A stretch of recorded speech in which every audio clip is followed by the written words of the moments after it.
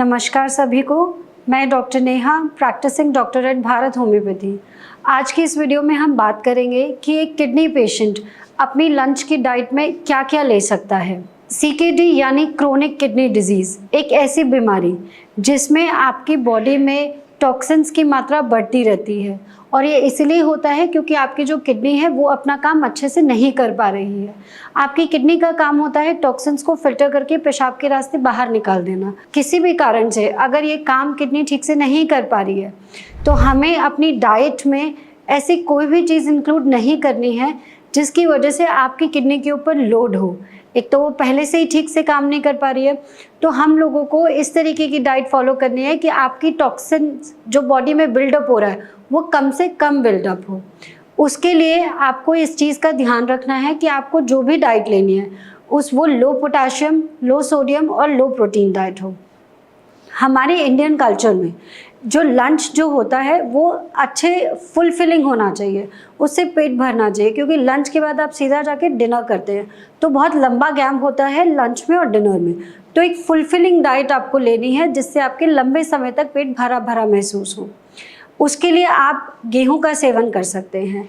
Lunch में आप 1 से 2 चपाती खा सकते हो और चपाती के ऊपर आप थोड़ा थोड़ा घी भी लगा सकते हो। घी के लिए किडनी पेशेंट की कोई मनाही नहीं होती है। आप इनफैक्ट नॉर्मल घी में अपनी सारी सब्जी का छौंका भी लगा सकते हो और घी रोटी के ऊपर भी लगा सकते हो, बट ऑब्वियसली लिमिटेड अमाउंट में। सेकंड, आप गेहूं के साथ साथ चावल का सेवन कर सकते हो। चावल के लिए ये ध्यान रखना है कि चावल, अगर आप शुगर पेशेंट है तो आपको आपकी शुगर को मॉनिटर करना है। शुगर में फ्लक्चुएशंस नहीं आने चाहिए। तो अगर आप शुगर पेशेंट हैं तो चावल का सेवन अवॉइड करिए। उसके साथ आप सूजी से रिलेटेड चीज़ें खा सकते हैं। सूजी का आप डोसा खा सकते हो, सूजी की आप इडली खा सकते हो।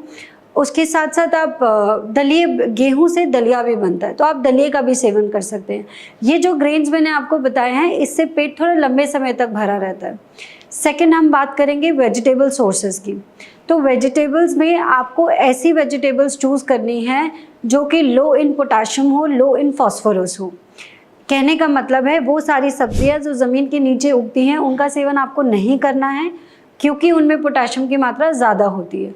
आप क्या क्या खा सकते हैं? आप घिया खा सकते हो, तोरी, टिंडे खा सकते हो, करेला खा सकते हो, शिमला मिर्च भी खा सकते हो, फूल गोभी, पत्ता गोभी, दोनों चीज़ें आप ले सकते हो।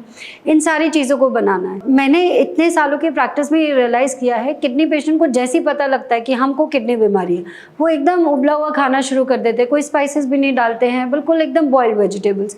ऐसी डाइट आप बहुत लंबे समय तक फॉलो नहीं कर पाओगे। तो आपको जैसे आपके घर में नॉर्मल सब्जियां बनती है वैसे ही बनाना है। आप घी डाल सकते हो, आप उसमें जितने भी छोके के इंग्रेडिएंट्स डलते हैं सब डाल सकते हो। कुछ कुछ चीज़ें मनाही होती है वो नहीं फॉलो करना है, वो नहीं लेना है। उसके अलावा नॉर्मल सब्जी खाओ। उसमें सबसे इम्पॉर्टेंट है आपको नमक की मात्रा का ध्यान रखना है। एक किडनी पेशेंट को पूरे दिन में 3 ग्राम सॉल्ट अलाउड होता है। 3 ग्राम सॉल्ट कहने का मतलब है 1 चम्मच 5 ग्राम बराबर होता है। तो आप ये मान लीजिए कि 3/4 चम्मच आप नमक इस्तेमाल कर सकते हो। ये नमक आपको पूरे दिन में यूज़ करना है। तो अगर आपकी घर में सबके साथ सब्जी बनती है तो अपनी 1 कटोरी सब्जी निकाल लीजिए और उसके ऊपर नमक बाद में डाल दीजिए। तो आपको सॉल्ट का रिस्ट्रिक्शन करना ही करना है। अगर आप सोडियम की मात्रा कम नहीं करेंगे अपने फूड में तो बीपी फ्लक्चुएशंस आ सकते हैं, जिसकी और वाटर रिटेंशन बढ़ता है। कहने का मतलब है कि पानी की मात्रा शरीर में रुकने लगती है तो सूजन की प्रॉब्लम बढ़ सकती है। तो सॉल्ट को रिस्ट्रिक्ट करके रखना है। तीसरा, हम बात करें प्रोटीन सोर्सेज के बारे में। किडनी डिजीज़ में एनिमल प्रोटीन जितने भी होते हैं वो आपको नहीं खाने हैं। फिश, चिकन, मटन, ये सारे सोर्सेज नहीं खाने हैं।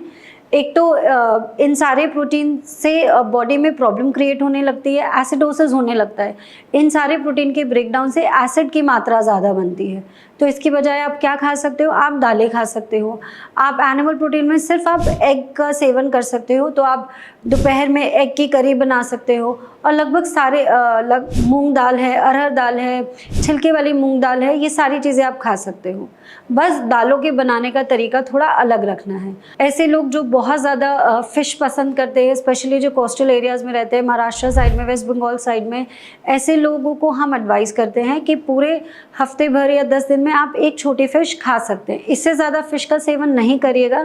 फ़िश में न्यूट्रिएंट्स कुछ ऐसी चीज़ों की मात्रा ज़्यादा होती हैं जिनसे आपकी किडनी को नुकसान पहुंच सकता है। चौथा हम बात करते हैं डेयरी प्रोडक्ट्स के बारे में।